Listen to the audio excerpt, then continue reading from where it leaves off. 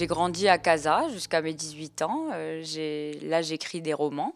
J'ai écrit La poule et son cumin, qui est sorti en mars 2022, qui traite du rapport au corps et des relations femmes-hommes au Maroc et du rapport à l'étranger en France. Et là, mon tout nouveau livre, qui est sorti en mai 2024, s'appelle Souviens-toi des abeilles.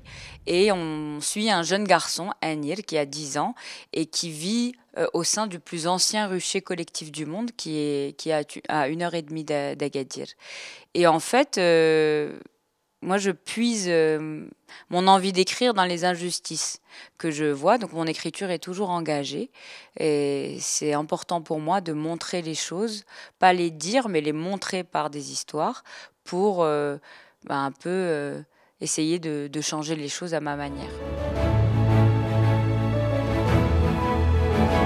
L'abeille, dès le titre, Souviens-toi des abeilles, pour moi, elle symbolise à la fois la vulnérabilité de la nature, de l'humanité aussi, et à la fois la puissance. Parce que ce que j'ai appris dans ce roman, à l'inverse de nos sociétés où on a besoin, on a l'impression qu'il faut être très efficace, il faut tout optimiser, il faut être extrêmement minuté. En fait, quand on part dans des lieux comme ça, on voit que le temps, d'abord, n'a pas la même consistance. C'est cyclique. La nature a besoin de temps pour les saisons, mettre en les floraisons, etc. Et puis, il y a une fragilité de la nature, mais qui est aussi une immense puissance. Les abeilles, c'est très fragile. Et en même temps, c'est très puissant parce que c'est grâce à elles qu'il y a évidemment du miel, mais c'est aussi elles qui pollinisent. Et c'est Einstein qui disait si les abeilles disparaissent, l'humanité a 4 ans de vie.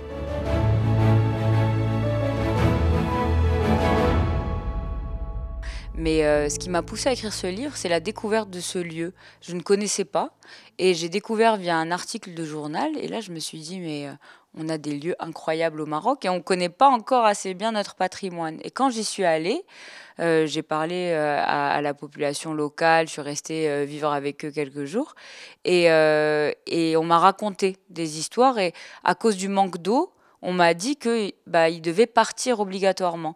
Et quand j'ai demandé qu'est-ce que deviennent les enfants, parce qu'il y avait des enfants qui jouaient juste à côté, et alors que tout le monde était très heureux de me raconter plein de choses sur le lieu, sur les abeilles, sur le miel, la personne qui me parlait a baissé les yeux et m'a dit les enfants titkarfso, ils subissent, ils payent les pots cassés. Et ça m'a rappelé, bien sûr, on a tous en tête les images d'enfants msakines qui mendient, et cette vulnérabilité de l'enfance qui fait écho à la vulnérabilité de l'abeille et de la vulnérabilité de la nature aussi. Ça m'a touchée et c'est quelque chose qu'on retrouve dans mon écriture, qu'on retrouve aussi dans mon premier roman La poule et son cumin, avec cette injustice sociale. Et là, l'injustice, elle est aussi entre la campagne et la ville, entre la périphérie et le centre. Et j'avais besoin de...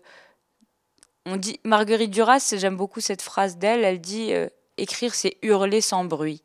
Et moi, c'était ma façon à moi de crier et de dire c'est pas normal, il faut que ces enfants ils aient les mêmes droits, les mêmes chances.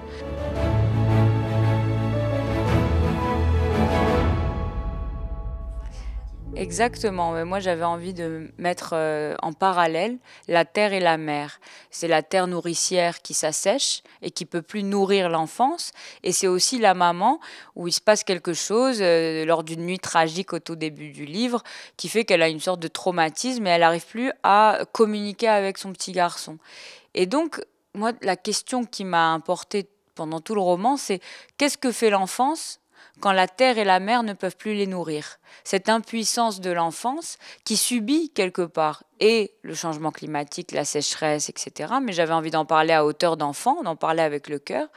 Et aussi, quand la mère et puis les parents ne peuvent pas protéger.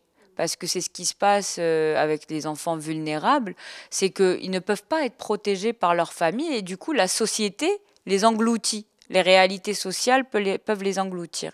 Et c'était important pour moi de montrer ça et de faire ce parallèle.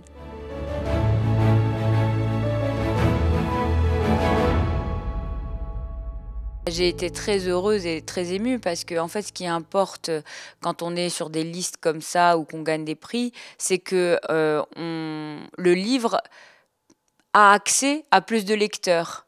et a accès à plus de monde qui va s'intéresser au roman, à l'histoire. Et donc, moi, comme mes livres sont engagés, ça m'importait beaucoup parce que ce que je dénonçais dans le roman, qui est l'inégalité femmes-hommes et puis le racisme en France et l'ignorance des des pays où il y avait, par exemple, au Maroc, un protectorat ou des anciennes colonies, c'est des thèmes qui sont très importants pour moi et qui, je pense, sont importants pour le vivre ensemble. Donc quand il y a des sélections comme ça, ou des prix, etc., il y a une médiatisation plus importante. Et donc ces livres-là peuvent toucher plus de lecteurs.